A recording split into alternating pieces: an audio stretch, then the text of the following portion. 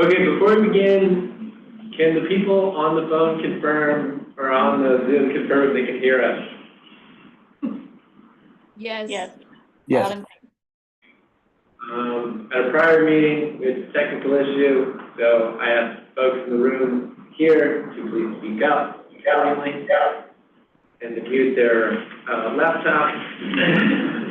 That said, welcome to the January 9th TCC of the First FBRMPO. With that, let's kick it off with introductions. Hannah, would you mind to take us around, or whoever you want to designate? I'll show you what to do. Yeah, let's fine. I got it. Like, do some things. Art Jessica Morris. Here. Buncombe County William High. Present. Buncombe Transit Chloe Donahoe. Present.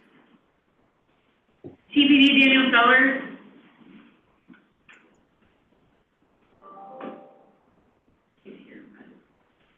Flat Rock Pat Christie. Present. Fletcher Eric Rufa. Here. Haywood County Jody Ferguson. Here. Henderson County Autumn Radcliffe. Here. Apple Country Transit Jana Bianculli. Here. RPO Vicki Eastland. Guys, here. Waynesville Elizabeth Teague. Here. Woodfin Ricky Hurley. Here. DOT Division 13 Hannah Smith. Here. And Division 14 Steve Williams. Here. I'll go to the other people I haven't called on. Ada McGovern. Here.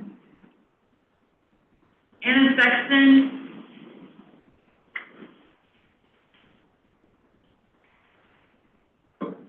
Brian Murphy.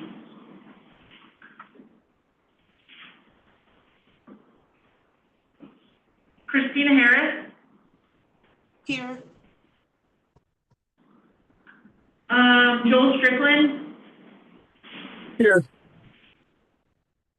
Jessica Trotman. Here.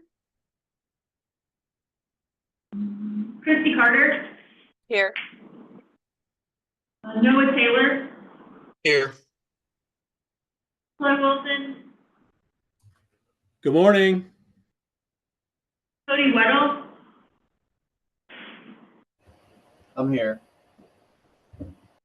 And then I believe that that's everybody online. We can go around in the room. Asha, would you like to start? Asha Rado, Land and Sky Regional Council. Jody Ferguson, Haywood County. Vicki Eastland, Land and Sky RPO. Sandy Broadwell, Land and Sky Transportation. J.T. O'Connor, French FBRMPO. William High, Buncombe County, again. Oh, sorry, Tristan Winkler, French FBRMPO. Hannah Bagley, French Road River MPO. Ron Birch, HNTB. Autumn Radcliffe, Henderson County. Cody Anderson. Jana Bianculli, Apple Country Club. Steve Williams, NCDOT Division 14. Thank you. All right, is there any public comment at this time? Hearing none, do we have a motion to approve the agenda and the consent agenda? Or any comments or questions on them? Thank you, Jana. Is there a second? Second. Thank you, Steve.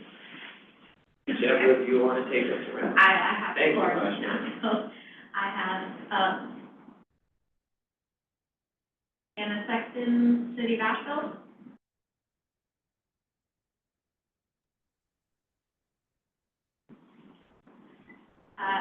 Jessica Morris, Art. Aye. Jessica Trotman, Black Mountain. Hi. William High, Buncombe County. Approved. Chloe Donahoe, Buncombe Transit. Approved. Daniel Sellers, TPD. Pat Christie, Flat Rock. Aye. Eric Rufa, Fletcher. Aye. Jody Ferguson, Haywood County. Aye. Autumn Ratcliffe, Henderson County. Aye. Jana Dion Cooley, Apple Country Public Transit. Aye. Mike Malachek, Mills River. Approve.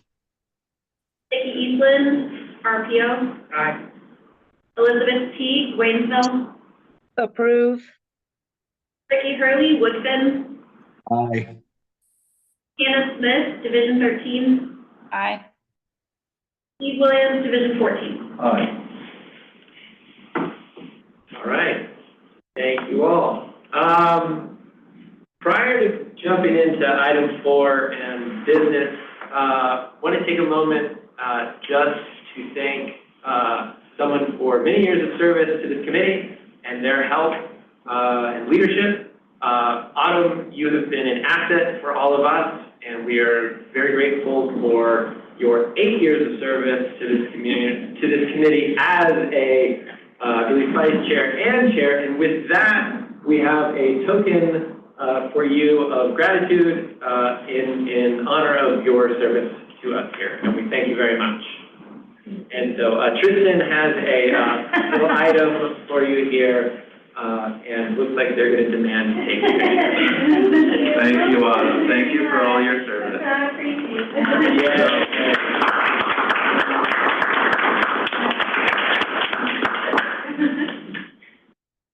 Going up on the wall.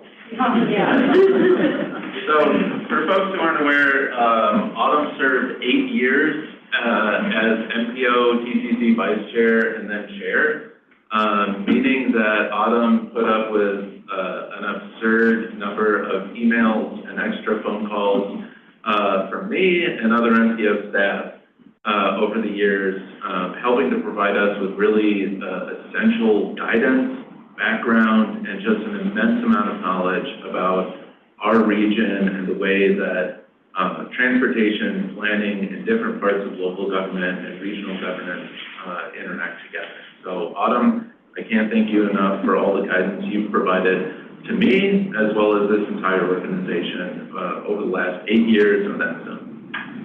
Thank you very much. I'm so glad to sit over here and not chair. Sit quietly on the sidelines.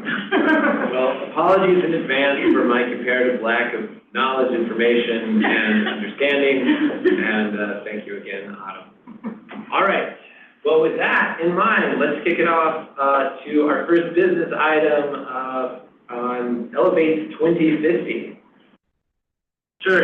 So this is something that we have been working on for the better part of the last 8 months or so. So for those of you who aren't aware, Elevate 2050 is our upcoming Metropolitan Transportation Plan.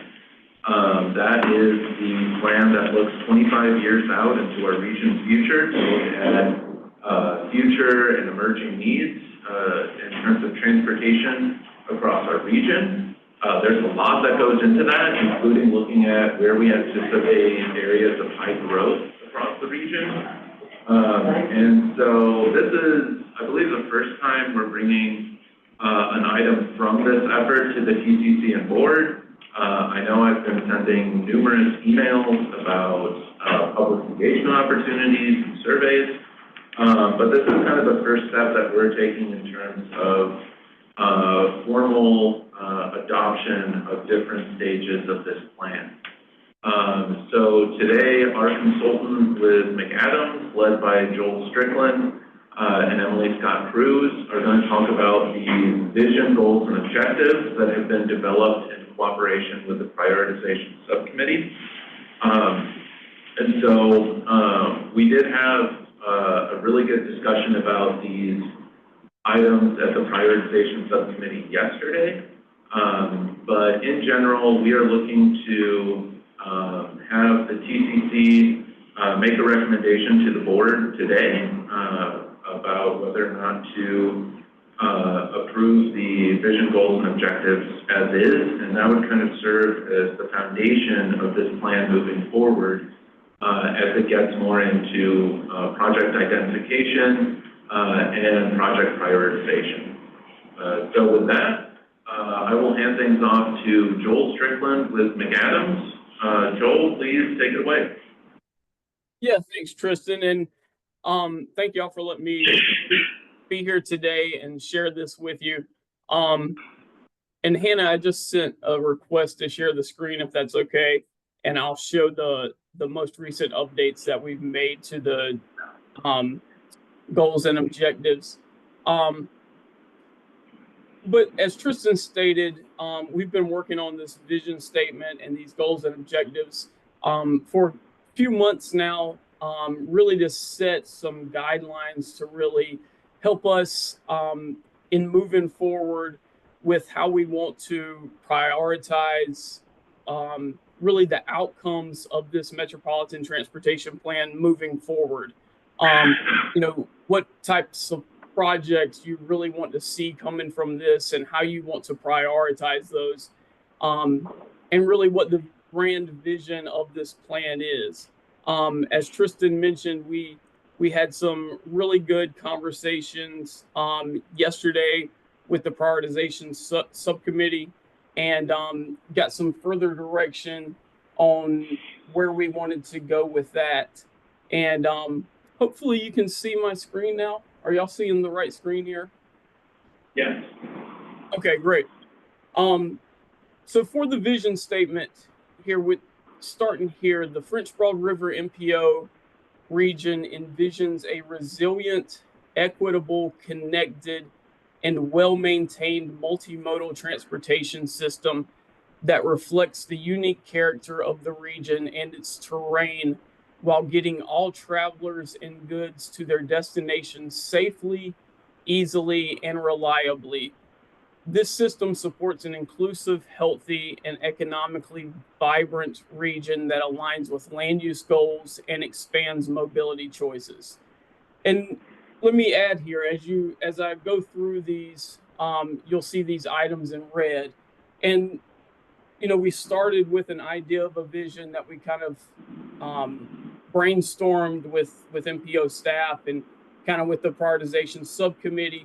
And then as we went out and did public involvement, as we talked more with the prioritization subcommittee, as we did the series of focus group meetings that we did, this kind of evolved over time as we shared it with different folks and got feedback from different folks in different groups.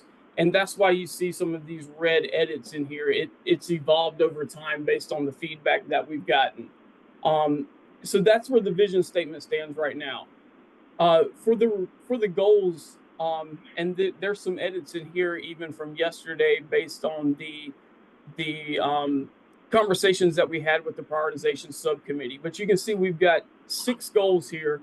And I'll cover the high-level goals first, and then we'll dive into them. But the 6 goals are to improve access and connectivity, advance equity, promote sustainability and resiliency, address capacity management and mobility, enhance safety, security, and system preservation, and then foster economic vitality.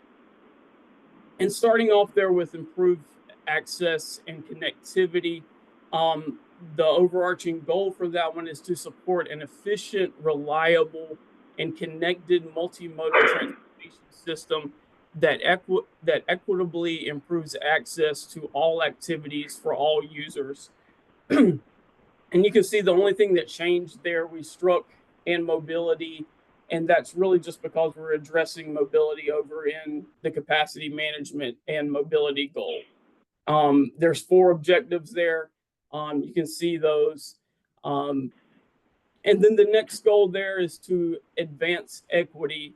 And the overall goal there is to promote equity and public participation throughout all stages of planning. And then you can see the objectives there: increase engagement with historically underrepresented and traditionally underserved groups in the planning process, reduce harmful environmental, health, and safety effects of the transportation system on people in disadvantaged communities, invest in transportation options in disadvantaged communities to better meet residents' needs. And then this was one that was added as we went through the process: invest in projects that reconnect and rebuild previously harmed, disadvantaged, or historically underserved communities. And then this next one promotes sustainability and resiliency. This is one of the ones that we had the most conversation on yesterday with the prioritization subcommittee. We wanted to make sure, obviously, with Helene and with the effects that we've seen from that we really address resiliency well here. So you can see the goal and how this has changed a little bit here. Preserve and enhance the natural and human environment while creating a safe, secure, and more resilient and sustainable transportation network. So we added that language about a more resilient and sustainable transportation network. And then under the objectives, maximize investments to mitigate impacts of extreme weather on transportation infrastructure and reduce impacts of transportation projects and travel patterns on the environment. Plan facilities that support context-sensitive design and promote a system that is compatible with community needs and the natural environment, incorporating resiliency measures and projects to the extent possible. Minimize effects of transportation projects on water quality, incorporating nature-based solutions to proactively address stormwater runoff. And then the last one there stayed the same, which you can see up here at the top. Reduce greenhouse gas emissions from mobile sources to continuously meet EPA air quality standards and increase utilization of other modes. Again, we were trying to get as much resiliency language in there as we could, and really address the effects that weather impacts potentially could have on the transportation network. The next one was the address capacity management and mobility. There wasn't a lot of change here as we went through the process, but you can see here, implement strategies that address congested roadway segments and increase roadway connectivity. And then we just added this language and regional mobility. And a lot of these objectives obviously deal with performance and congestion, travel time reliability, and safe and efficient freight movement. This one here, enhance safety, security, and system preservation. And then the overarching piece here is to provide and maintain safer and more secure places to live, walk, bike, ride the bus, and drive. And then from yesterday, we did add this extra objective down here, which is 5E, maximize cost-efficient maintenance investments to improve system resiliency and user safety. And that kind of goes hand in hand with the promotes sustainability and resiliency.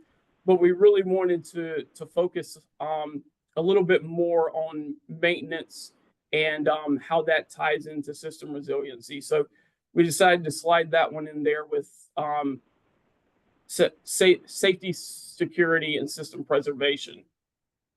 And then the last one here, foster economic vitality. A few changes here, but again, kind of the overarching goal here, develop a transportation system that supports a thriving, sustainable, broad-based economy while maintaining the surrounding area's character and expanding extra-regional travel, job access, and efficient movement of freight and goods.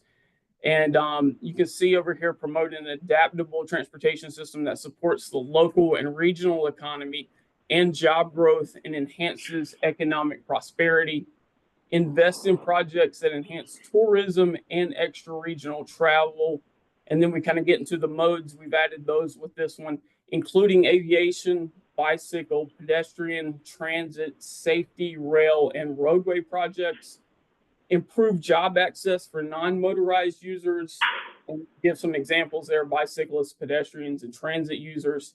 And then that last one, increase transportation connections between where people live and where people work to enhance the region's affordability as a place to live, work, and visit. And we've had some good conversations about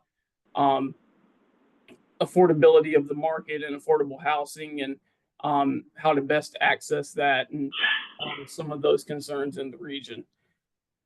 So again, this has kind of been an evolving process over the last few months as we've taken into account public input, taken into account some of the meetings that we've done with focus groups and with the prioritization subcommittee. And we've had some really good discussions with folks. And We appreciate all the input we've gotten from various individuals and from the prioritization subcommittee. Everyone's been a huge help in developing these. And again, we'll continue to use these moving forward as kind of a guide to develop this plan and to help prioritize projects, and really use it as well as a guide to help develop a methodology for prioritizing projects. So if you have any questions, I'll be glad to try to answer those. Anyone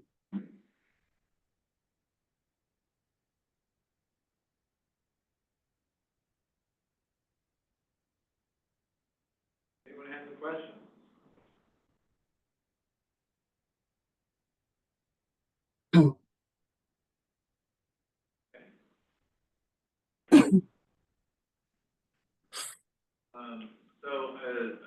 I guess a quick question for prioritization subcommittee members and ECs on the call. There have been a few revisions made since yesterday's discussion, so just making sure that those revisions are in line with what you guys felt came out of that discussion. I think that's a general question we have.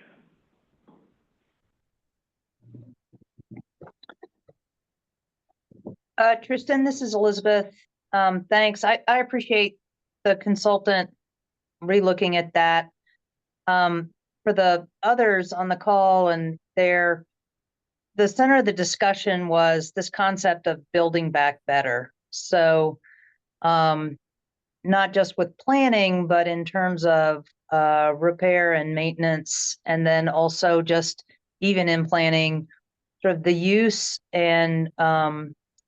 of up-to-date materials, approaches, designs, sort of designing to the site in a way that looks to the future and resiliency. And I do think the changes made are better, and I appreciate they're doing that.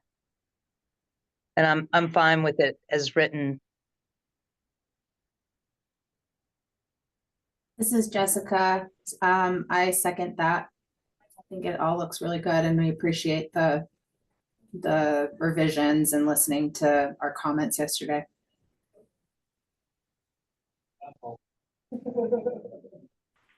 Okay, well, would someone like to make a motion to adopt these objectives, vision, and goals?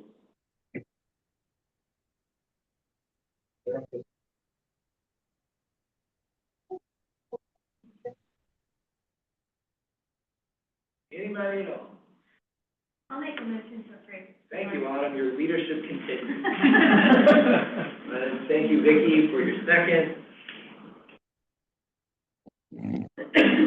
I have Anna Sexton, City of Asheville. Aye. Jessica Morris, Art. Aye. Jessica Trotman, Black Mountain. Aye. Jane Todd, Buncombe County. Approved. Chloe Donahoe, Buncombe Transit. Approved. Daniel Sellers, TPD. Pat Christie, Flat Rock. Aye. Eric Rufa, Fletcher. Aye. Jody Ferguson, Haywood County. Aye. Autumn Ratcliffe, Hudson County. Aye. Jana V.M. Cooley, Apple Country Public Transit. Aye. Mike Malachek, Mills River. Approve. Vicki Eastland, RPO. Aye. Elizabeth Teague, Waynesville. Approve. Ricky Hurley, Woodson. Hannah Smith, Division 13. Aye. Steve Williams, Division 14. Yeah. Thank you, Asha. All right, moving on to the UPWP. All right, the draft UPWP, or UPWIP, as our board chair calls it. So first of all, what is the UPWP? That's the Unified Planning Work Program that essentially serves as the budget for the MPO in the coming fiscal year. So it reflects the planning activities that MPO staff will undertake, as well as any studies being funded through the MPO, as well as the tasks being undertaken by the City of Asheville utilizing Metropolitan Planning Funds through FTA, also known as FTA Section 5303 funds. So all in all, just a quick summary. In terms of changes between FY25 and FY26, there are no changes in local dues. So we will be maintaining the same local dues through FY26 as we did the previous fiscal year. Just as a reminder, we did increase dues last year just to maintain our current expenses. One big shift in terms of the planning tasks we'll be undertaking is there's a lot more under our data management. So one of the things that the MPO is required to do is update the base year information for the region's travel demand model. So that includes updating our land use database, as well as base year employment and base year population data. Employment and population data usually comes a little bit later, but we like to grab that snapshot of regional land use when it's most relevant. So we'll be doing that in FY26, and that is a big job. For those of you who do GIS, imagine the, don't want to say the worst, the most cumbersome undertaking with the largest GIS file I've ever seen. So that is one major focus. Obviously, to focus more on something, we'll be focusing less on something else. And so that big thing will be the MTP that we just discussed. We're anticipating adoption in September later this year, which means that we will only have a couple of months in FY26 where developing that MTP will still be a major task. Obviously, that means the next MTP will get underway shortly. And then also focusing on the next round of prioritization. Just to note, the draft STIP was supposed to come out, or was originally scheduled to come out this month. That has been delayed to February. And that means we start the next round of prioritization. And so that'll be gearing up later this spring and this summer. And finally, I get a lot of inquiries about this, but we will be having a call for planning contracts in the fall to develop the FY27 UPWP. So I want to make sure our local governments are aware of that. The number of special studies on our books has gotten down to reasonable levels. So we want to get our next batch of studies on the books for next fiscal year.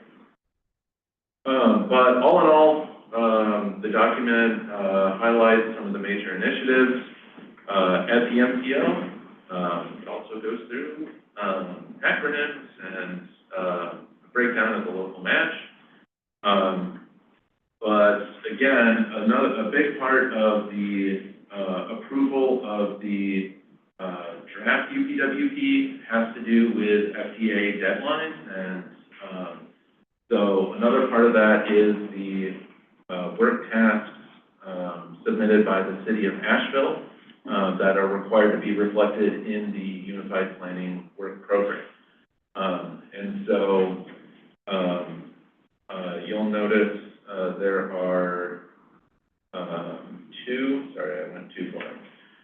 there's two resolutions at the bottom of this item. One is our usual resolution for the adoption of the draft UPWP.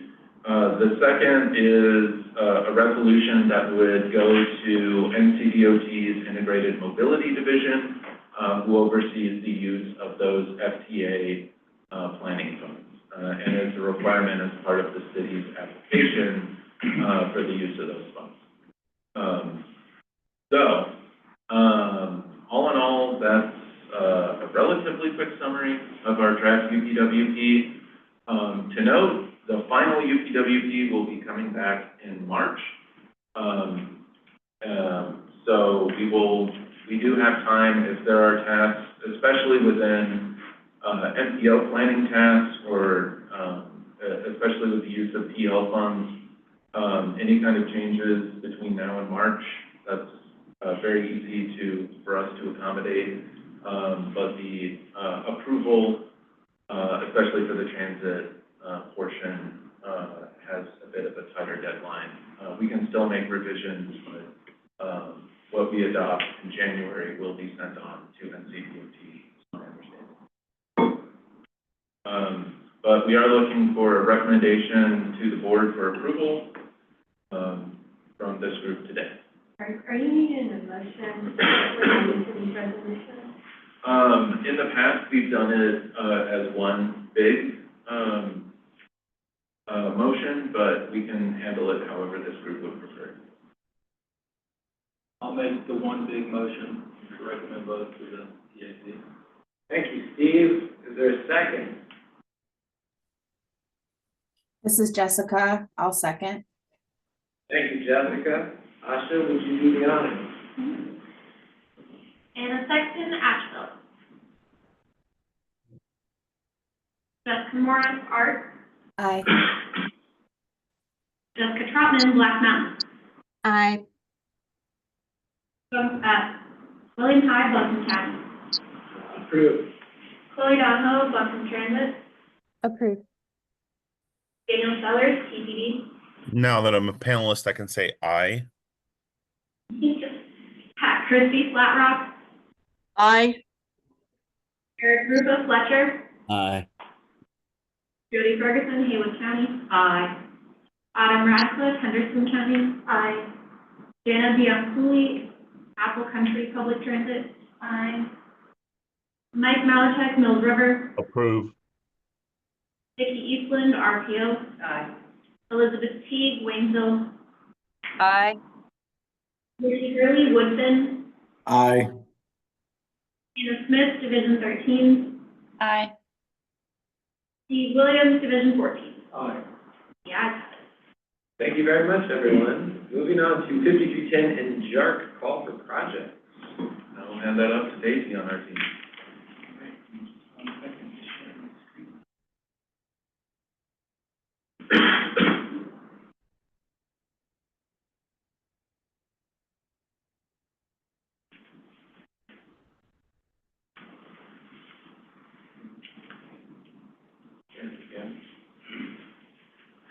So just briefly presenting the 5310 and JARC call for project.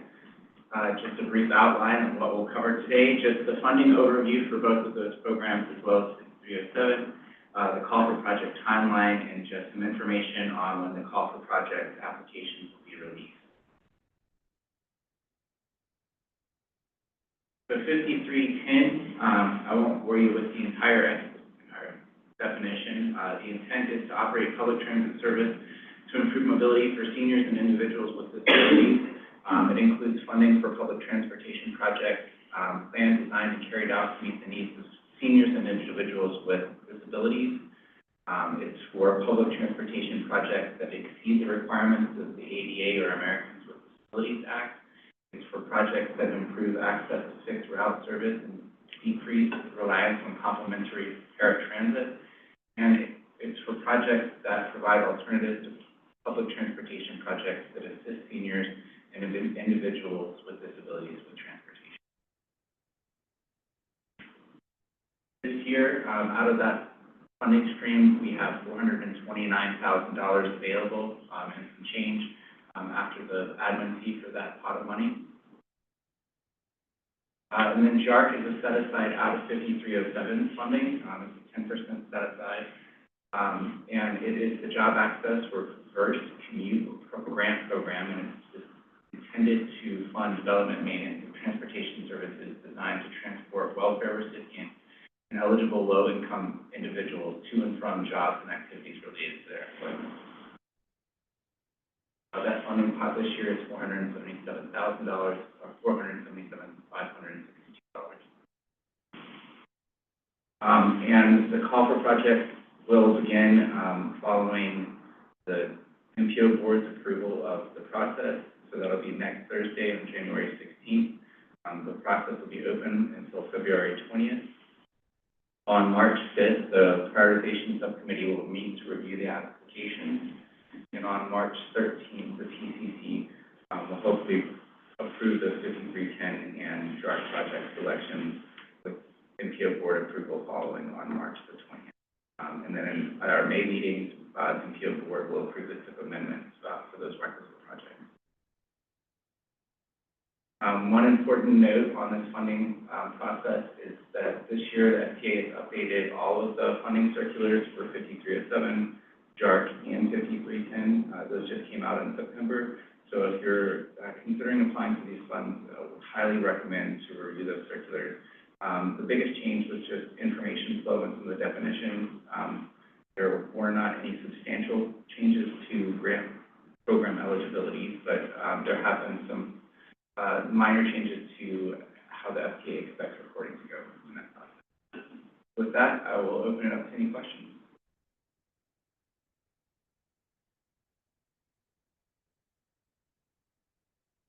All right. Are there any questions, or is there a motion to recommend this to the board?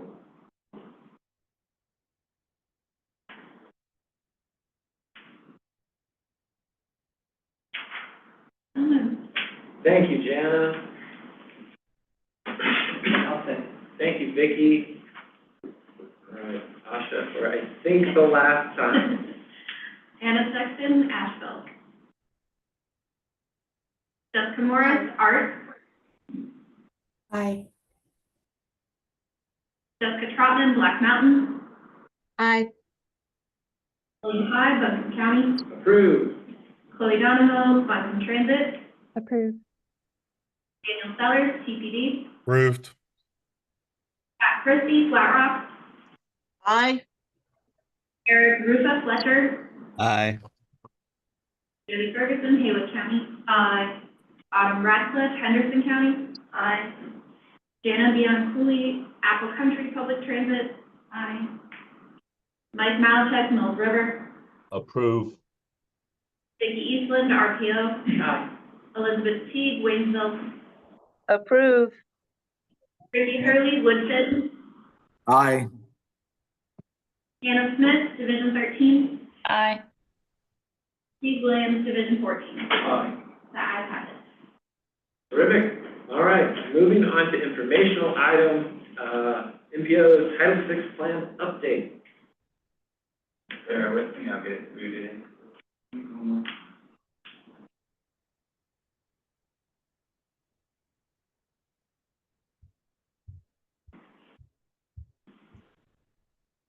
Right, so this is just a brief update on our Title VI plan update overview. This is a plan that we are required to update periodically. The last update was in 2019.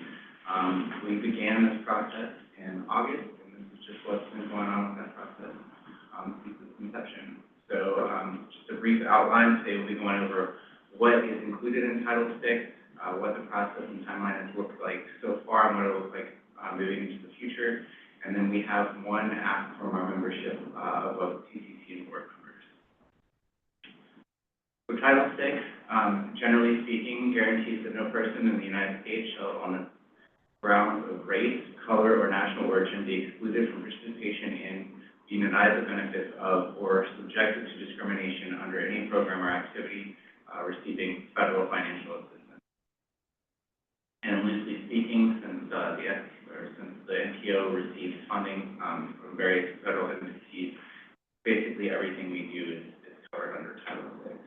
And while we're using the term Title VI for the Title VI plan, it actually includes a number of pieces of requisite legislation, including the Civil Rights Act of 1964, which was the basis for Title VI, and then some additional titles under Title VII. It also includes Uniform Relocation Assistance and Real Property Acquisition Policy Act of 1970, the President's Executive Order on Environmental Justice, another executive order on individuals with limited English proficiency, the Americans with Disability Act, the Age Act of 1975, Title IX of the Education Amendment of 1972, and Section 23 of the U.S. Code 324, non-discrimination on the basis of sex and transportation. So Title VI includes all of those things, and all of those things are at some point referenced in the Title VI plan that will be coming before the TCC and board in the coming months. Generally speaking, Executive Order 12898, which I just mentioned a second ago, is meant to provide protections for environmental justice and in groups that generally experience adverse impacts as a result of environmental justice. And as part of our Title VI planning, we are required to create opportunities to make sure that we are not creating disparate impacts in any of the planning or projects that we're proposing as an MPO, and ensuring that those impacts are equally distributed throughout the planning region. Executive Order 13166 pertains to individuals with limited English proficiency, and it's really the bulk of what the Title VI plan discusses, and that just looks to identify pockets of individuals within the MPO region that are considered limited English proficiency and provide opportunities for them to participate in our programs and public comment. So who is the recipient? As we covered briefly in the beginning, the recipient is an entity that receives any financial assistance from a federal agency. And I won't go into that. The MPO is definitely a federal, or receives that federal assistance, and many of our member organizations do so, whether independently or by receiving funding from us through programs like C307, JARS. What's being updated? So one of the major things that's being updated with the Title VI plan is just overall flow and background information. Periodic revisions to update information that change as a result of political, geographic, and demographic shifts. We've seen a number of those shifts in the MPO region, including the shift in the overall MPO boundary since the plan was last updated. We've also looked at several other MPO's Title VI plans to see what was best practices, how people are presenting the information, and how we can do better with that. We were required to perform new analysis of our federal requirements pertaining to the Title VI plan, and those include identification of communities of concern, analysis of low English proficiency communities and linguistic concentrations across the MPO planning area, and assessments and identification of community groups that can aid in reaching some of those populations and populations that are also impacted by environmental justice. So one of the main things that we have run into with the Title VI plan thus far is the data that we were required to use by the Federal Highway Administration to show where our individuals of limited English proficiency are. That was discontinued, being published by the census in 2015. So we had to manually look at categories of language and make sure that we did not have any basically concentrations of populations that speak in English or a language other than English, and also speak English less than very well. Those are considered to be our individuals that fall within that definition of limited English proficiency. So I know it's a little bit hard to see on the screen, but the shading that's a little bit in more of a salmon color just identifies those groups where we know there could potentially be concentrations of individuals of more than greater than 1,000 within the MPO region. And the biggest issue that we have with this data is it breaks those individuals down by language categories rather than individual languages. The biggest example is we don't know how many individuals precisely speak Russian, Polish, or another Slavic language. They're all grouped in together. So in order to correct that, we went back to the 2015 data and developed ratios of how many individuals within those language categories spoke each specific language. And then we used that to run a regression analysis and interpolate how many individuals we predict currently speak those languages within the MPO region. And so in 2015, we identified over 1,000 individuals that spoke either Russian, Polish, or Slavic languages And then we moved that data forward to calculate how many we predicted using the 2022 census data, to make sure that we didn't have more than 1,000 of those individuals trigger additional requirements for translation and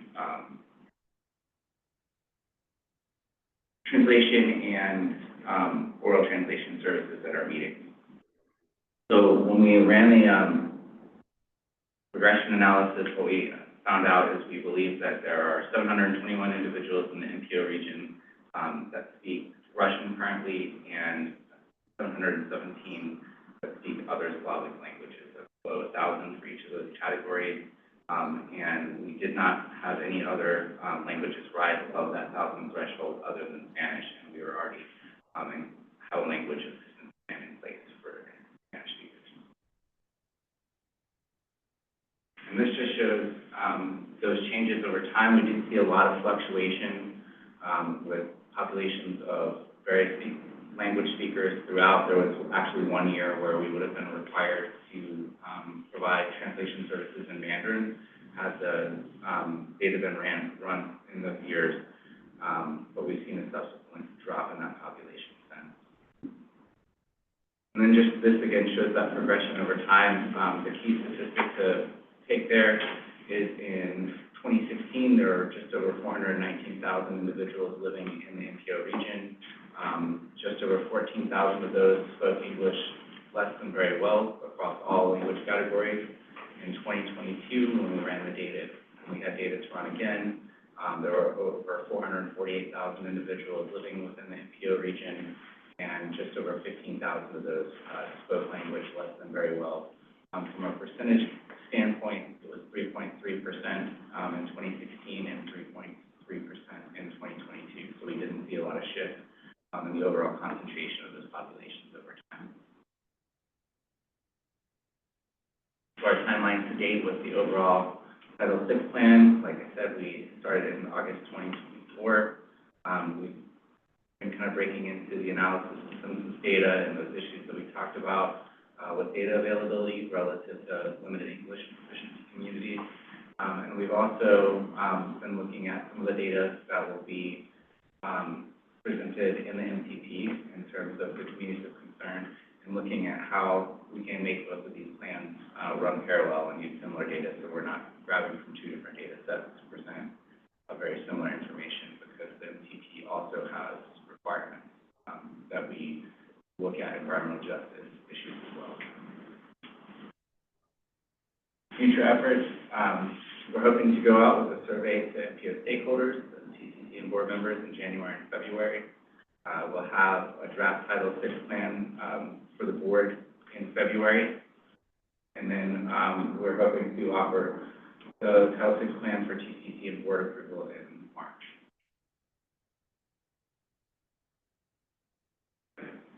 Just quickly, if we've got time to go through the survey, just in that you'll be finished up, I guess, after the MPO board meeting.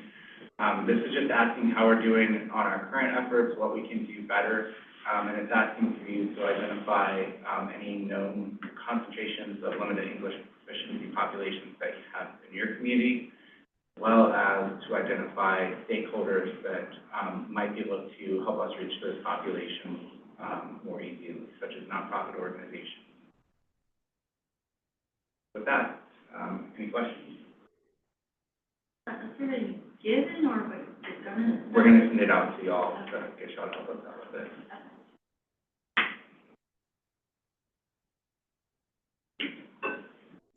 Does anyone have any questions? Okay. Thank you, David. Moving on to safety performance targets with Brian Murphy. All right, just a quick introduction. This is something we do annually as part of performance-based planning and the requirements that have come out for that in the last few years. We are required to look at and adopt a series of safety performance targets every year. So this has, for those folks who have been around the last few years, hopefully you'll remember, we've had a number of really, really good discussions on this item. This is one item, we aren't looking for adoption today, but this will come back in February for official adoption by the TCC and board. Just to note, again, this is something where we've had a lot of robust discussion. In the last year, when we adopted the targets that were recommended by NCDOT, the MPO board requested that we also send an additional letter to NCDOT requesting that targets be changed in the future to be more attainable. One thing that was noted is that the safety targets for North Carolina are aggressive, and in a lot of ways they should be. We want to see fewer crashes, fewer fatalities. But when you look at that compared to a lot of the trends in our region, there is a discrepancy. A lot of our trends are not going the direction we would prefer for them to go. So just as a reminder, that's been a big part of this discussion in the past. And so something we've gotten accustomed to is bugging Brian Murphy, who's the Director of Safety at NCDOT. Brian's going to walk us through the performance targets, why we set them, and what's being proposed for this year. So Brian, thank you so much for joining us yet again, and please take it away. All right, thanks, Justin. Yeah, I appreciate the opportunity to speak with you all a little bit today. I'm going to keep things brief just in the interest of time, and the package that I submitted to Tristan this morning has a lot of information in it, so I'm sure he'll distribute that out after the meeting, but it's got a lot of the kind of trends and some of the key data pieces. I'm only going to hit just on a couple of those today, but I want to spend most of the time just talking about, as Tristan said, safety performance measures and kind of the how and the why behind these. So in your package, you'll get a lot of data metrics on the population and vehicle miles traveled that kind of inform safety performance and some of the data trends that we send. And then you'll see a lot of those very specific trends at the state level. And then we also have these kind of broken down specific for your MPO area as well. I'll hit just on a couple of these, on some of those key metrics. Probably the most important metric that we look at is our fatalities on our public roadway network. And you'll see that those have obviously been trending up over time, and certainly during COVID, there was a noticeable uptick in those fatalities, certainly at the state level. So that number did come down a little bit last year, and 2024 numbers will probably be about the same as what they were in 2023. If that holds true, it seems like that's going to be the case. But looking at the fatality numbers in your MPO region, which are shown in blue there, you can see that those are over time certainly increasing as well. So anywhere from 45 to 70 or so of these events, 70 in 2023. On public roadways in the French Broad River MPO area. So that's one of those key metrics that we monitor, and as Tristan alluded to, this is one that's going in a direction that we're obviously not happy about. Unbelted fatalities and serious injuries, I just put this one up here because it's one that deserves some awareness. If we look at these fatalities in the last 10 years at the state level, these numbers have more than doubled. Certainly an increasing trend in your MPO area as well. But I put this up here, I guess, for a couple of reasons. Another reason is really to kind of draw attention to the fact that traffic safety is complicated. We often think about it in infrastructure terms, and obviously that's a huge part of it. But there's also a human factor element to this as well. And so, when you see trends like this related to unbelted fatalities, there's obviously a lot more that we need to do to get information out that seatbelts work and to try to reinforce positive behavior in this area. In your packet, you also see there's a lot of information about kind of where crashes are occurring within the MPO boundary. I'll show you toward the end here. There's other ways to get at this type of information as well, but there's obviously just a simple table here to kind of show where crashes fall out within your MPO boundary. There's more map-based methods to gain access to this data as well, and those links will be included in your packet. So I want to spend most of the time here just kind of going through safety performance measures, again, kind of the how and the why behind those. So why do we worry about safety performance measures? Well, there's actually a federal transportation funding legislation that requires the state and MPOs to set targets for 5 performance metrics, and those 5 metrics there are shown on your screen. So they're the number and rate of fatalities, the number and rate of serious injuries, and then the number of non-motorized fatalities and serious injuries. Um, and many of this probably sounds familiar to some of you that have been on the MPO, the TCC here for a while, but these are based on 5-year rolling averages. The targets are for calendar years, so the ones that you'll adopt in February are for year 2025. And as Tristan mentioned, this is a exercise that we go through annually. As far as reporting dates, so the state has to report by August 31st, and then the MPOs have to report by February 27th. So how are the targets set? So that's really the part that's up to each state and MPO. Federal Highways does prescribe how they want to see those metrics, but as far as the methodology, that's really up to each state and MPO. And so how do we set those targets and those measures at the state level? It really relates back to our strategic highway safety plan. So this plan is a visionary document that's developed at the state level that kind of looks holistically at how we want to tackle traffic safety issues. So there's certainly an infrastructure piece there, but it's also enforcement. There's some of these behavioral items. It's really kind of all encompassing when it comes to traffic safety. But one of the outcomes of that is there's a goal that's associated with each strategic plan update cycle. And so the goal that we're currently working under is to reduce all fatalities and serious injuries by half by 2035, moving towards 0 by 2050. And as Tristan mentioned, that is a very aggressive goal. But that is the basis of how we use to set our targets. So obviously, if we know where we are in our baseline year, in this case 2019, we know where we want to be by 2035 to meet that goal of reduction by half. We can do some math to tell us where we need to be kind of per year at any year along that time frame in order to be making steady progress. And so that is essentially how we the methodology that we use to set safety targets at the state level, and again, kind of push that down to the MPO levels. To this point, all the MPOs have adopted the state's methodology, but I do know there's some interest in some MPOs that will look to set their own targets in probably the next cycle, 2026 cycle, and that's something that we encourage. We encourage that collaboration. I think adopting metrics or targets that are specific to your boundary provides a little bit more ownership and provides a little bit more meaning behind that. So we look forward to working with your MPO if that's a direction that you all choose to take. So the state is assessed on whether we meet or make significant progress toward those targets.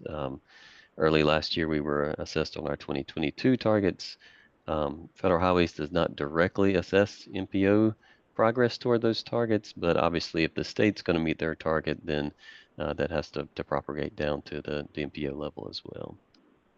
So based on Federal Highways review of our 2022 targets, North Carolina did not meet or make significant progress toward achieving those targets. The numbers there are kind of shown in the chart below. Again, the MPO is not directly assessed, but if they were, this is what those numbers would look like, and you see a lot of no's there. Target was not met and not better than baseline. And again, these are very aggressive targets that are set at the state level. If you, at the MPO level, you choose to do something maybe a little more what seems to be achievable, then again, we'd be happy to work with you to talk through that. There's a lot of information available on our website related to what performance has been in the past on these target areas, you know, with fatalities and rates, serious injuries and rates, and non-motorized fatalities and serious injuries. There's links in the package to a lot more information related to this by your specific MPO boundary. I want to quickly kind of close out here on just talking about some of the data resources that are available. Again, this is in your packet. This is not meant to be talked to, but it's a bunch of a lot of links to data that I hope you may find helpful. I'll hit just on a couple of these. One would be our safety projects. So everywhere that we've spent state or federal safety funds on projects, we have those projects mapped. And you can click on each project and get more information about that specific project, whether it's completed or in design, and then more about what that specific project intends to accomplish. So that information is something that we update quarterly as our safety projects are selected quarterly. Non-motorist crash data dashboard, that's one of the newer ones that we just kind of refreshed here just within the past year. So this is a dashboard where you can kind of self-serve and look at bicycle and pedestrian crashes in your area. You can select by MPO, RPO boundary, division, county, or your municipality, and you'll see trend lines. You can click on it. It's interactive, and you can dig in and get more information about your specific area. Each crash is individually geolocated, so you can also click on an individual crash and get more information about that specific event. So I think with that, I'd be glad to take any questions or discussion that you might have on safety data or safety targets.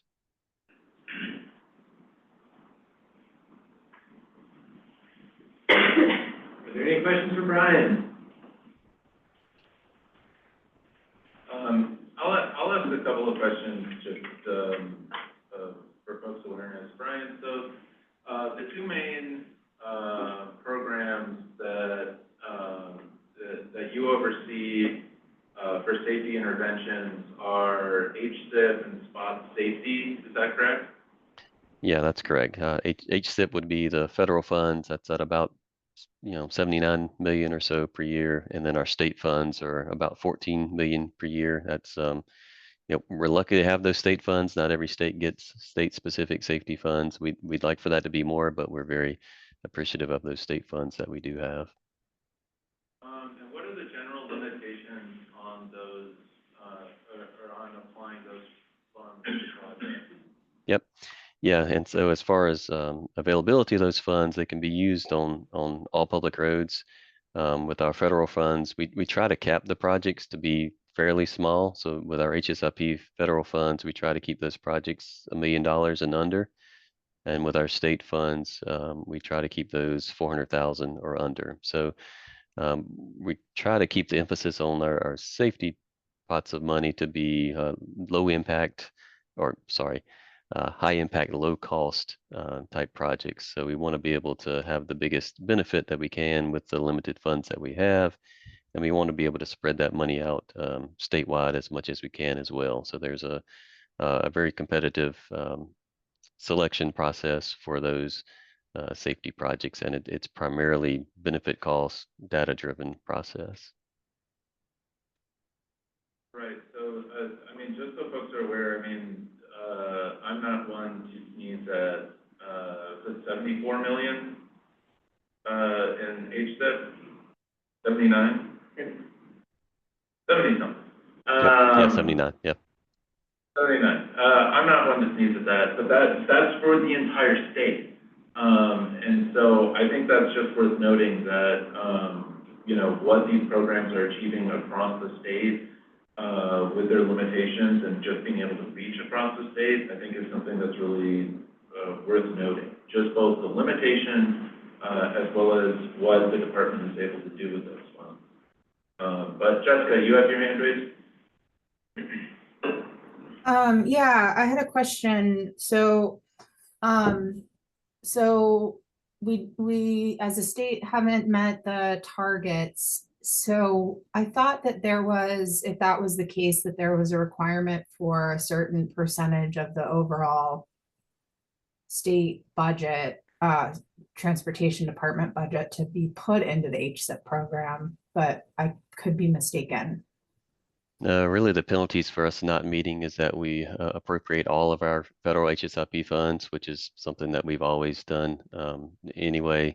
And then there's also additional reporting that we have to do. So there's annual reporting that we have to do on basically kind of how we plan to spend our funds. Again, that's something that we kind of already do anyway, but there's additional kind of documentation there that's associated with not meeting those targets. So yeah, and it gets a lot of discussion as far as you know, how those targets are set. You know, do we set aggressive targets? Do we set, again, quote, unquote, more realistic type targets? You know, that gets a lot of discussion each year. I think, you know, what you see with our targets of reducing half by 2035, moving towards zero by 2050 is yes, we all want to be at zero.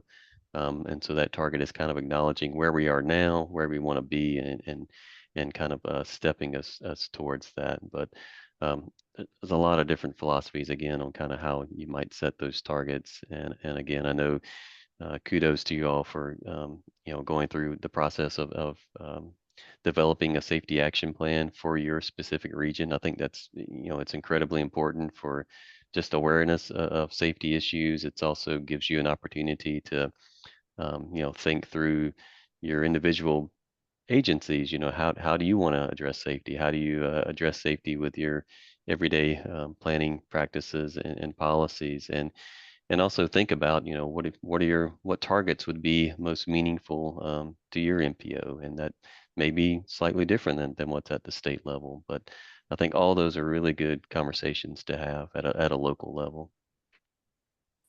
Thanks, Brian. What is the status of that study, Tristan? The SS? Sure, that was set to begin public engagement on September 30th, I believe. So not a great time. And so that has been delayed to start earlier this year. So we are planning on having a safety action plan update to the TCC and board next month. They're going to share some really great data they've been working on, including the risk-based analysis, which is something that we'll get into, but it's really, really important and a really great upgrade for the safety analysis in our region. And I believe there is a steering committee meeting, or what are we calling that? A leadership summit. Leadership. Well, there's a leadership summit and I think a steering committee coming up in the next couple of months. So there'll be a lot more on that plan over the next few months. Great.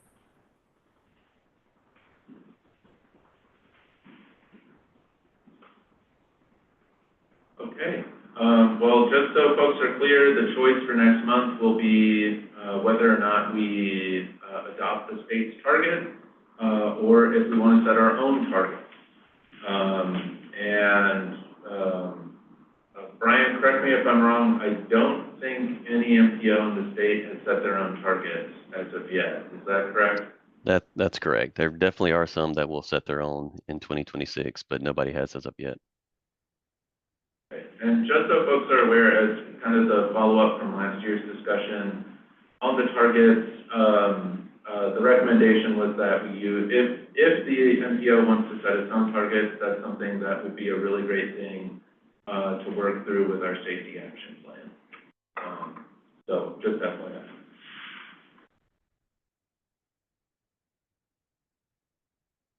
Any other questions? All right. Thank you very much, Brian. Thank you. All right. Moving on to our next Brian, Brian Birch. The I-40 and Chimney Rock and 74A update. Yeah, so we are very excited to have Brian Birch with us today. Brian, I think most people know Brian. Brian's the former Division 14 engineer, the former, I'm going to butcher the title. Western Deputy Chief. Western guy engineer. over subdivisions in the west. Brian's now on the private side and has a couple of pretty significant projects in our region related to Helene repairs. So Brian, thanks so much for joining us, and please take it away. All right, thank you. Glad to be here. Good afternoon, everyone. Hope y'all can hear me. I'm going to try not to have to project as much as I did the last time. Not sure of that. But as Tristan said, Brian Birch, I'm a Deputy Program Manager with HNTB. Been retired from the department now almost 3 years. Working out of Atlanta, supporting GDOT and TDOT, Georgia and Tennessee, but after the Hurricane Helene event, that's come back to North Carolina to kind of support Divisions 13 and 14 on their repair efforts on I-40 and in the Back Cave, Chimney Rock, Garden community. So, Kristen, I guess you'll have to on these. That'd be good. 3 of those projects are alternative delivery projects, and the first one certainly is I-40 in the Pigeon River Gorge. It's a CMGC project. Next slide. It covers essentially 5 miles of I-40 from the Tennessee state line up to just east of the double tunnels. We have some goals, and these are very similar for all 3 of the projects that I'll touch on today. The one, I guess, kind of specific to I-40 was our goal to establish temporary 2-way traffic in the westbound lane. I know we had said that we were trying to have that done by the end of the year, or the first of the new year. Unfortunately, due to a weather event, 3 stall cycles, we had some material loss that prevented us from doing that. And Rock Brothers, who is currently under contract to kind of end those slopes, keep us from losing any more of those slopes. They're working on their schedule on how to attack that and try to get that in. The other targets here, completing the repairs within 2 years. That's a department goal. So essentially that started the date of the event. So whatever we are now, a year and 9 months, I guess, and we want to have this open back up. Also, the department certainly wants to position themselves to get maximum reimbursement from federal highways. This route, US 74A that I'll talk on later, those routes are all federal aid routes. So federal highways is the federal agency that reimburses us for our expenses. There are certain percentages. We're at 100% for a certain period of time, and then that goes to 90-10 or 80-20. Certainly, the state can ask to increase that percentage from the federal government, and I expect that will occur. But if that doesn't occur, or if we don't receive permissions for that, then ideally, we position ourselves to get most of our money back. You think of all the routes in Divisions 11, 13, and 14 that were impacted, even just the federal aid routes, 20% of that is going to be a lot of money. So that's state dollars that we're trying to prevent from having to spend. Another goal is working closely with our external stakeholders to align our priorities, and we certainly have several in the gorge. I didn't mention this in an earlier meeting, but we have a kind of a safe passage group. It's several groups that come together and concerned about elk and bear and those things trying to cross I-40. We work with them or working with them. The U.S. Forest Service, most of all this project's in the forest boundary. We're working closely with them, and then Duke Power owns some property just at the Tennessee line, and certainly in communications with them. They haven't flooded. We have any blasting or anything like that we need to coordinate with. And then, kind of why I'm here today, one of our goals is to keep our public and local governments, local communities updated on our efforts. Next slide. Here again is kind of a map of that 5-mile area that's part of this project. You know, it's an area that we've had a lot of events in the past. I think this would be the third one since '04. We had races in Ivan in back to back in 2 weeks. We've had Tropical Storm Fred just in 21. This event, we've also had multiple rock slides and rock fall events in this area. So many of us that have been around the department for 20 plus years have spent a lot of time on I-40. Next slide. So I mentioned kind of our goal of getting it up to one lane in each direction. You can kind of see the overhead picture there on the left. So we'd be in those two right-hand lanes, trying to get a lane in each direction. That would allow us to repair those eastbound lanes that have been heavily impacted, lost completely in some locations, right up to that median barrier wall between the east and westbound lanes.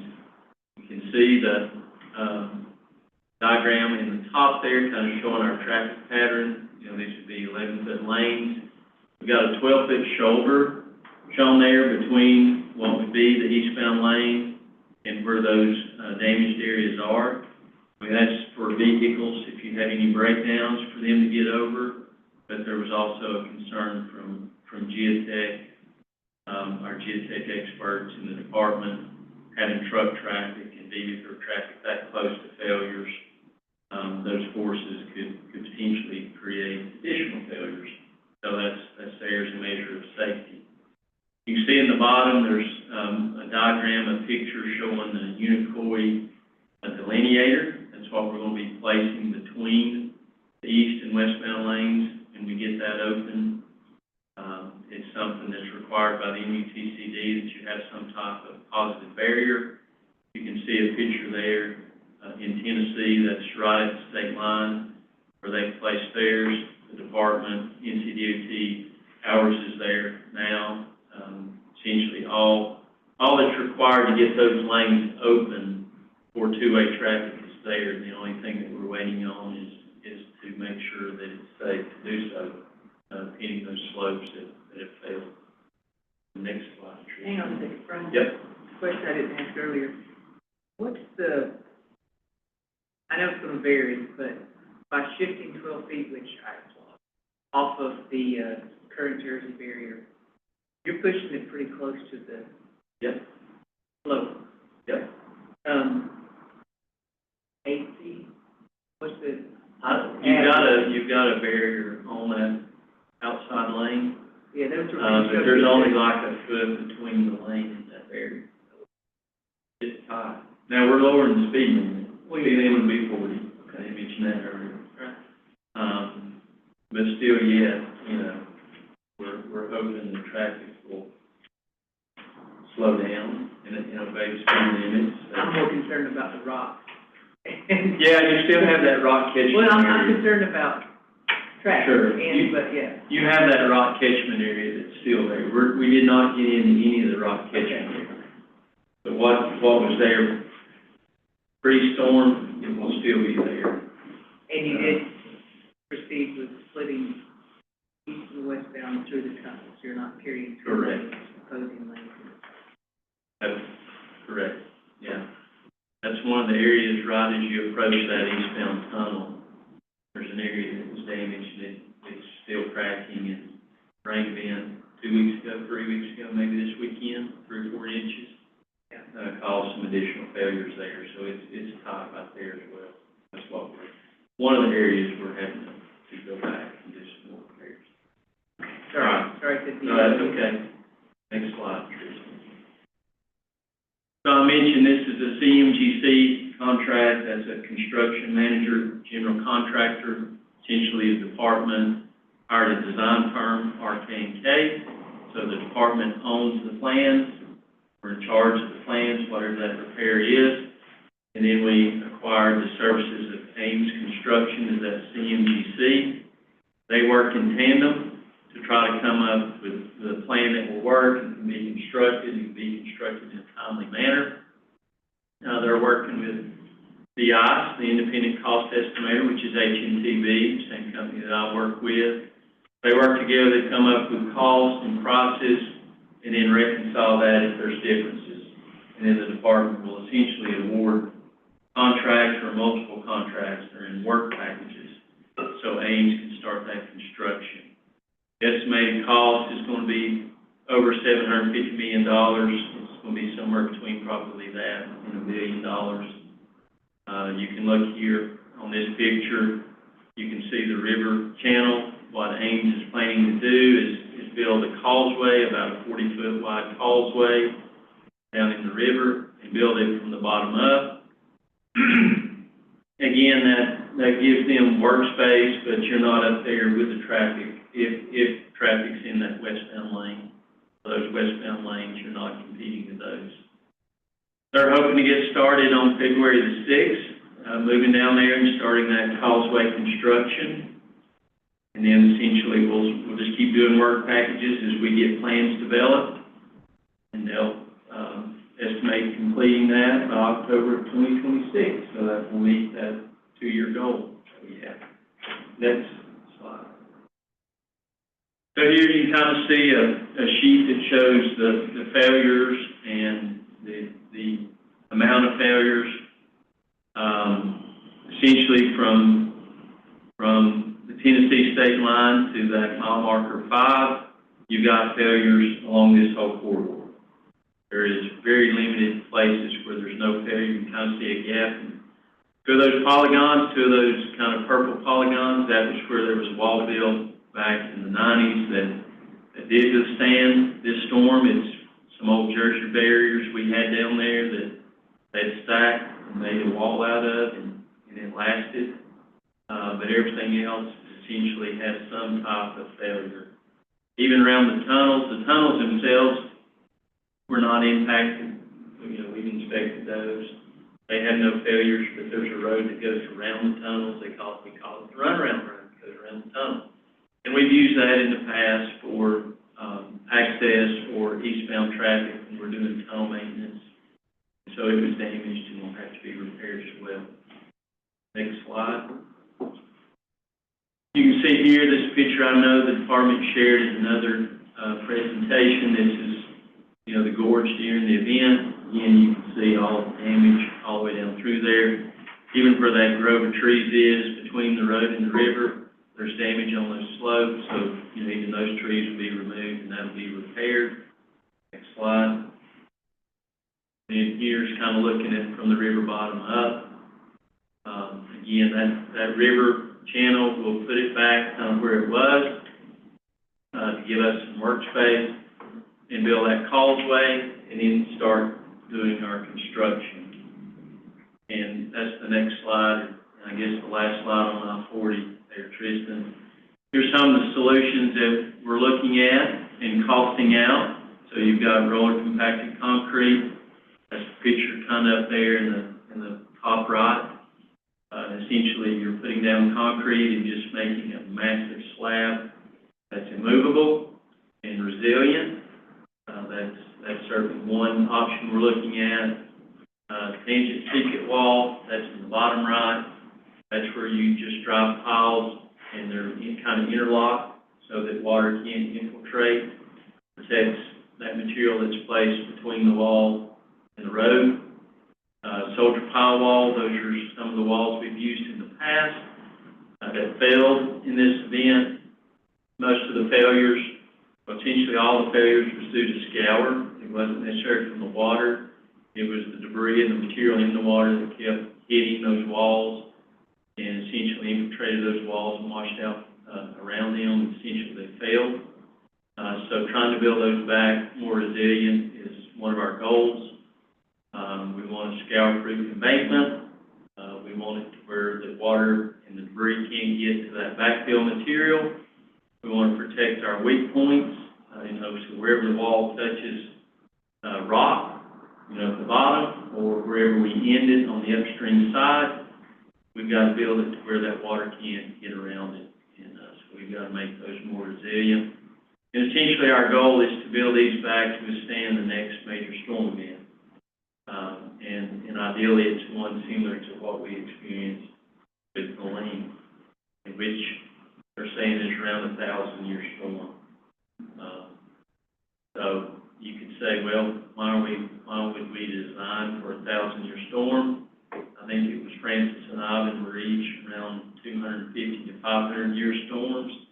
Had those, 2 weeks apart. In 2004, we've had Tropical Storm Fred, and now we have this one. So again, in 20 years, we've had 4 major events. It's caused quite a bit of damage to I-40 and surrounding communities.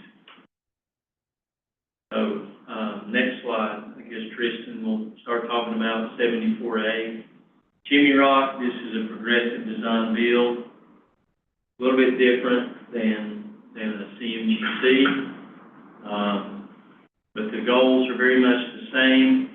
Here, the only difference, rather than getting a lane of traffic in each direction, we're just trying to restore the traffic that's there just so people can have access, and that's essentially been done.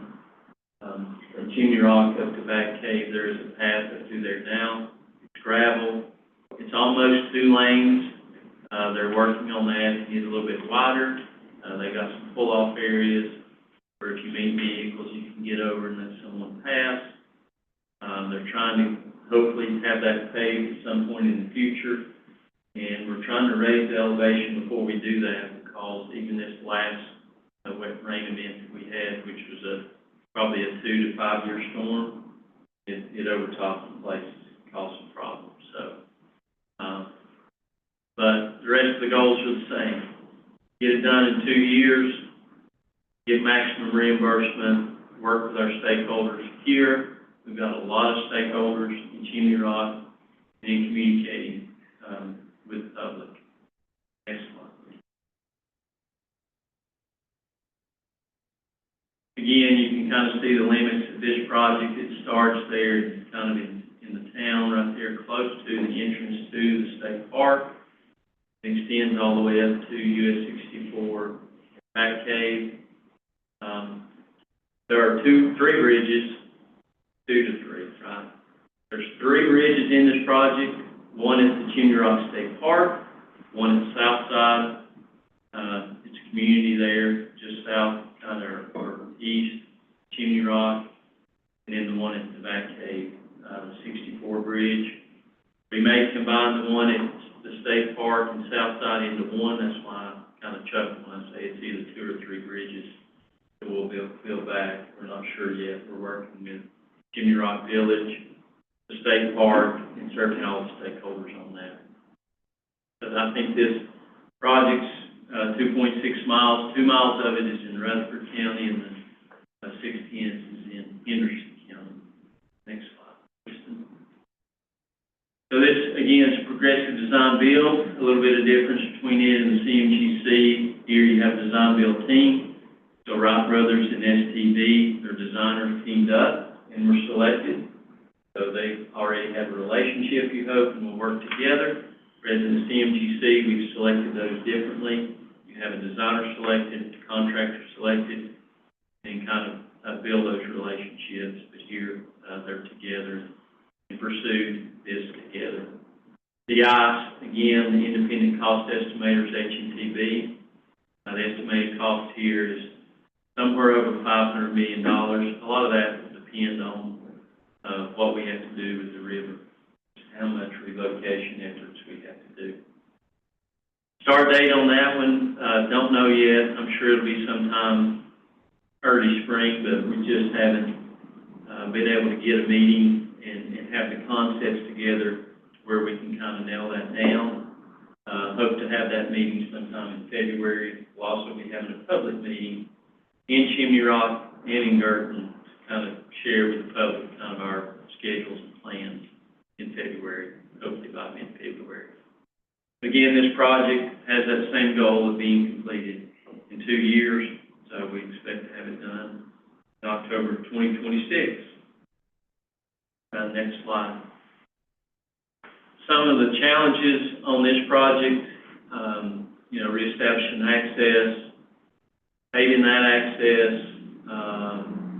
and getting that access out of that 2 to 5 year storm that I mentioned. You kind of see some of the pictures there. One's at before, down on the left, one on the right after. That's where they're constructing that facility up through there. You can kind of see, some of y'all have probably heard about the West Virginia road. You can kind of see it kind of to the far right in that bottom picture. We do not use that road. There's a lot of issues with that from private properties that were impacted, compromising slopes. So we've got a separate road from that we've constructed up to that cave. Again, we want to build a more resilient facility. We want this one and the GERD project, 74A, essentially from Chimney Rock through Rutherford County, Henderson County, the Buncombe County line. We had no deeded recorded right-of-way. This road was older than when we started having to record them in the 60s. So we have got to go back and acquire right-of-ways and easements from everyone. So that is certainly a challenge. Right-of-way can take some time going through negotiations, and certainly if you have to condemn. So that's certainly something that's a risk to our schedule and something we're monitoring closely. And in the stream restoration, that's a big risk on this one. We got to put the stream somewhere. We got to put it back where it complements the road, where we don't incur the same damage again. And certainly we don't want to push it over on private properties on the opposite side and I'll say point the gun at them. That's something that we're working on as a department. Next slide. And then the last slide here for Chimney Rock, again, some of our challenges, building those bridges to the state park and the south side. We've got to coordinate that. So 1 bridge, 2 bridges. Reconstructing the bridge there in the back cave. Reestablishing water and sewer. You had water and sewer, you can kind of see it in that left picture. The wet utilities from Chimney Rock Village went up to the Esmeralda end. They're wanting to extend that on up in, possibly into Henderson County, but at least to the Henderson County line. So those will have to be incorporated into our project. So Autumn Southern gets a great task of working through those challenges with us.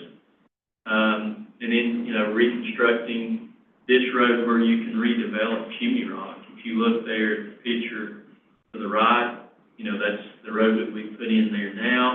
You can kind of see to the right there is the burnt shirt vineyard. It's about 20, 25 feet above the road that we built. Our road has been washed out. The properties between our road and the river, that was developed. They had parking there, on-street parking. You had commercial establishments. Those are gone, so as we raise that road and build it back, and we want to build it back more resilient, we also have to be mindful that that private property owner wants to build back too, possibly. So how do we work through that?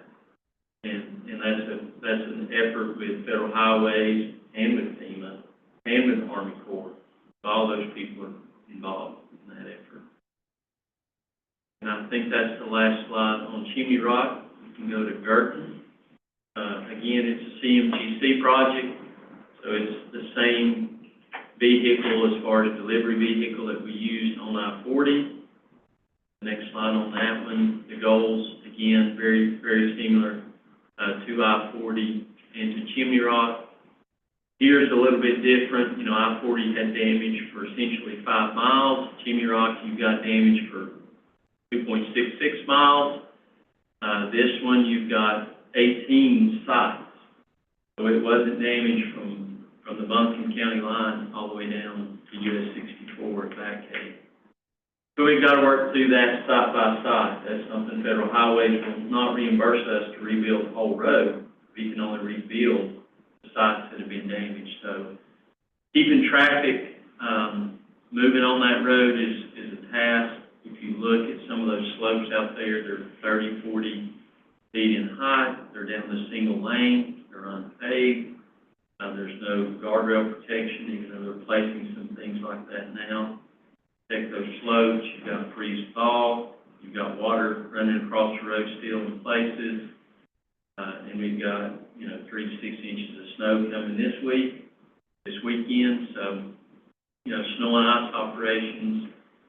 Kids going to school, parents, right now buses are not able to traverse this route. They're having to take them, I think, to the justice centers where they take them to be picked up there. So a lot of challenges with keeping this road open. Next slide, please. Here kind of shows those limits. Start there at the Back Cave Bridge at US 64, extend all the way up to the Buncombe County line. Not all of that is damaged from Bearwater Mountain up to the Buncombe County line. There's really nothing there that we have found yet of any damage, but we're going to go back and walk it again and make sure we've not missed something. We don't want to miss an opportunity of getting those federal dollars for any repairs. Next slide. Again, this is a CMGC. This one, the designer is HDR. And the CMGC, the contractor is Wright Brothers, which is a kind of a positive. You've got Wright Brothers, building the chimney rock and this, and that Back Cave Bridge, the 64 bridge there at Back Cave, kind of being the entryway for both of those. All that will be under one contract. So that's certainly a positive. All these, I didn't mention it, but whether it be RK&K, Ames, Wright Brothers, STV, and HDR, all great firms, all great contractors. You couldn't have picked better people to design and build these roads. Again, the ice on this is HNTV. The estimated cost of this one is somewhere probably around $250 million. We had a meeting with Wright Brothers and HDR yesterday, and we're hoping to get started on this one in March. So we're racing to get designs done so we can start the work. Next slide, Tristan. So here, again, goals and challenges. We want to build back a more resilient facility. We've got the same issues as far as purchasing right-of-way. The stream restoration here, again, it's going to be different than Chimney Rock because we only have sites. So we can't do what's required to build the road back unless we're required by Army Corps as part of the permitting condition. We can't do any in-stream work. So again, we've got to make sure we position ourselves to get reimbursement from federal highways. So again, we're working through that. Hydraulics and all these teams are working together to get hydraulic models, trying to decide, what we build back, how we build it back, how we make it more resilient. What's the water flow going to be that we're trying to prevent from destroying this road again? Very steep slopes on this road. Very complicated project. Next slide. And that is it. Any questions? Brian, how are you guys building it back better? Or is that being allowed? So federal highways, I mentioned in the last RPO meeting, federal highways sent out some guidance talking about resilience. Essentially, you can build it back to your standards. DOT, all governments, we have these standards that we use. So we built it back to standards in the past, and it wasn't enough. So they sent out some guidance essentially telling us we can justify building it back better, more resilient, and we can show how that saves those emergency relief dollars from federal highways, FEMA in the future, and they will reimburse us for that. So some of the things we're looking at is putting concrete, where if we have rock embankments, which is probably what we'll have a lot of on the Durban project. Putting concrete on that face to make it more resilient, keying things into rock, driving piles or micro piles to kind of anchor that. I mean, when we build I-40 back, we build back and put back the largest rock to protect those walls. I mean, we put the largest rock you could move or manufacture. We wrapped it in mesh, the strongest mesh that you pinned it. And we put anchors in, and it blew it out like it wasn't even, you know, it's just nothing. It just blew it away. It's just, you can see it down the river. So that didn't work. So since you got to be able to put something back that will take that impact from all that debris in these events and will withstand that, and then it's just heavy enough to where you can't move it on. It's got to be kind of together. And that's what we kind of saw with the one wall that lasted on I-40. You know, it's Jersey barriers, which is, if you're not familiar with Jersey barrier, it's the barrier that's generally on about every road we have out here in the median. But it was substandard, and they just essentially just stacked it, just flipped it and stacked it. And then pinned it together, and it lasted. It didn't move because it was just too heavy, and the water and the scour force just wasn't big enough to move it.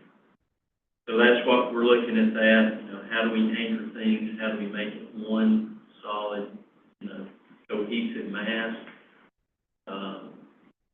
But it's, you know, our geotech people are the ones taking the lead on that, and they're sending out details. We just got a new one this week. So just, we're going to try this, and we're going to try to make it better. The secant walls, I think, would work. You know, putting those piles in and kind of interlocking them.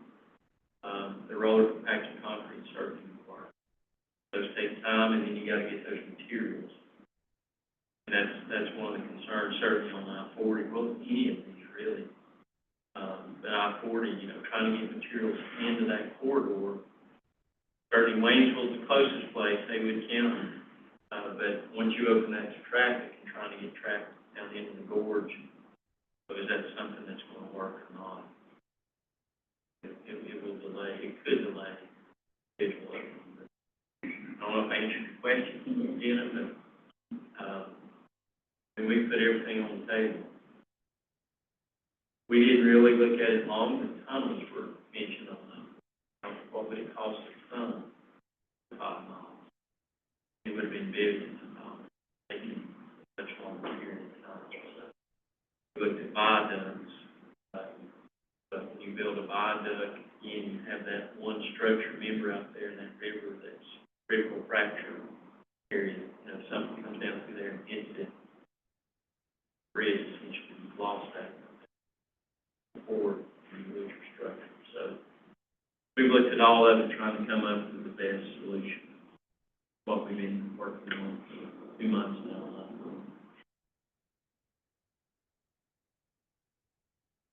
Any others? I just have the comment again. I just wanted to say that, you know, the first steps to recovery are access, and just wanted to say thank you to NCDOT and all the partners and the people who are coming together to help all of Western North Carolina recover. Very appreciated, and just an opportunity to say thank you.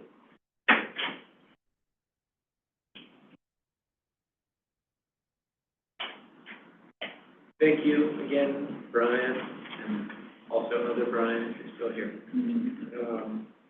Really appreciate y'all giving us those updates. With that said, if there's no other questions or comments with Brian, we will move on to regular updates. Vision 13, I presume Hannah's still here. Yes, I'm here. Okay, I'll start with construction. I'm gonna leave my verbal updates to primarily touch on our interstate work because we have a lot of it. But you have the full report there for all active construction in Buncombe and Madison County. Wanted to give a brief verbal update on the connector. The O&R process did continue after the storm. We did have a little less coordination with the stakeholders because of everyone's storm response activities, but the department made some assumptions based on the previous meetings that were held with the MPO in the city. So we did finish the O&R design process or sometime at the beginning of December, I believe. We met with the city before Christmas to show the progress where the design stood and received some concurrence from the city, and since then have started the negotiation process with the contractor. So we're hoping to reach an agreement with the contractor within the next week. So following that, we are planning to have another meeting with the MPO stakeholders to share a more formal update, but I did want to just provide you a brief one today. Other sections of I-2513, the AA, AB, and again, as a reminder, this is to replace the concrete on I-40 between Smoky Park and I-26, as well as add the new westbound off-ramp to Smoky Park Highway and add the additional eastbound off to 26, which would make that 2 lanes off ramps, and that extends all the way to Pond Road. That contract is awarded, so you will see it now on the construction progress report and not the STIP update. My understanding is that the contractor is planning to mobilize in February. They'll begin with barrier wall installation, and pretty much for all of March and April, it'll be mostly clearing and grubbing operations, but you should see some work starting out there soon. Just to briefly touch on I-40 from mile marker 45 to 50, we do have a contractor working currently to replace the guardrail in that section, I believe just on the westbound side. And we do have crews returning next week to resume work on the bridges as well. And then I'll touch just really briefly on I-4700 or the I-26 widening in Buncombe County.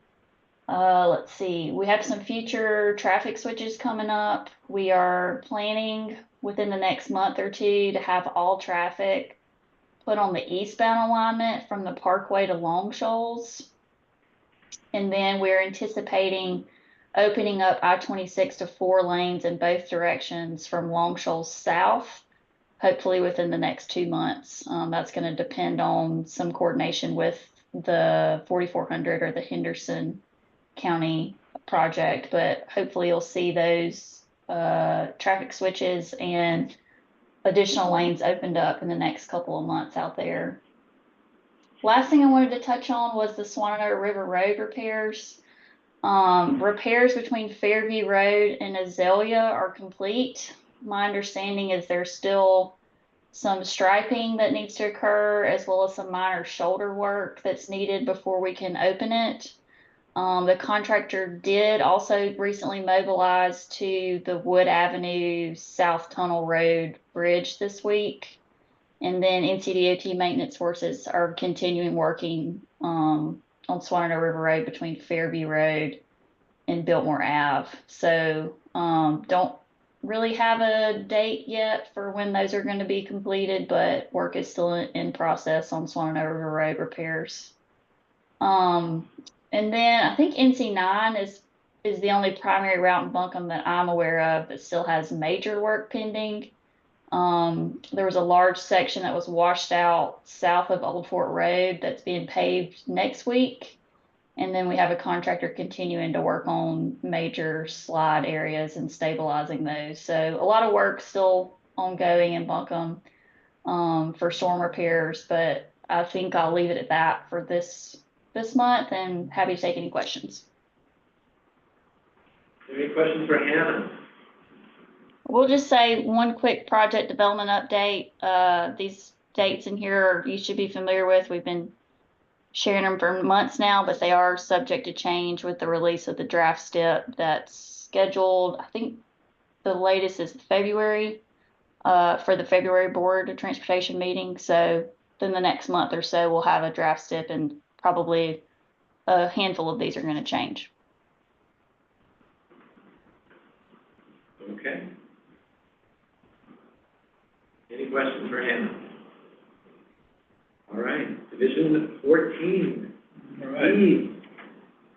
So, construction, the same projects you've been seeing for a while. At the end of last year, if you remember, we added several bridges that are mainly on I-40 in the Canton area. Some of those have started up now, but really nothing new. Several of these completion dates you'll notice have passed, and that just means that the project hasn't been closed out yet, the contract hasn't been closed out, and we wait to do that until vegetation is established. So that's why you'll see those on there for a while. I-26 project's actually ahead of the revised completion date, which is January of next year, but it's really close to being complete now. And other things in Henderson County, same projects you've been seeing for a while. The Green River Bridge replacement is on schedule to be completed in February of next year. Yeah, a couple of bridge replacements there in Henderson County that we added at the end of last year as well that haven't started up yet. Project development side of things, kind of just piggyback on what Hannah said. Same dates that you've been seeing for a while. The only things that have moved, there was a project in Haywood County, Delwood Road, to put in some pedestrian signals and such. That got moved out 6 months to March of this year. It was moved last year. And that's it for schedule changes on projects. Just keeping in mind, again, what Hannah said, that when the draft step comes out, we do expect these schedules to change. So. Any questions from Haywood and Henderson County? All right. All right. Thank you, Steve and Hannah. I am told that Daniel is not with us anymore on the meeting, that is. And I don't know that Suzette has been here today, so it looks like that's holiday today. Oh, that's right. National Day of Mourning, I just learned. For President Carter. With that said, MPO staff, why don't you finish us up with subcommittee and legislative update? Sure. I'll just say our subcommittees continue to be active, so big thanks to 5307 subrecipient work group, as well as the prioritization subcommittee members. We do have some updates with the MPO special studies. So the Woodson-Weaverville Greenway study is now underway, or I should say the contract has been finalized, and we'll be having a kickoff meeting in the next few weeks. Soon. And then the Buncombe County Pedestrian Plan, the RFLOI, has been released. And so we are hoping to get a consultant and get that underway in the next few months. After that, we should be down to single digits in special studies, which is very exciting for me. Besides that, in terms of legislative updates, I think the big thing is the federal continuing resolution / disaster aid bill that provided, I believe it's more than $7 billion in emergency relief funds. That is really, really good news from where I sit. I believe the annual appropriation for emergency relief funds is $100 million a year. And we're looking at, is the official estimate still $5 billion for the lease repairs? That's the last number. So, obviously, we're going to need more than $100 million. So, it's good to have those appropriations made at the federal level. And if nothing else, hopefully speed up the reimbursement process. Because I do think the other part of the equation that I believe still needs to be figured out is the state is on board for $1.7 billion in match is the current estimate. And so that is likely to be a big hit to state revenues. So, that's it on our end. Daniel, are you here? Yeah. He was in the chat. Okay, no, he didn't sign up. That's fine. That's okay. Just making sure. I didn't see that. Okay. Any other announcements or news or requests for topics? A couple of things really quick. One is there may be an item that might get added last minute to the board agenda that we didn't have on this agenda. We've been talking to Norfolk Southern and the NCDOT Rail Division about a potential RAISE grant application to help repair the rail in Buncombe and McDowell counties. That grant is due at the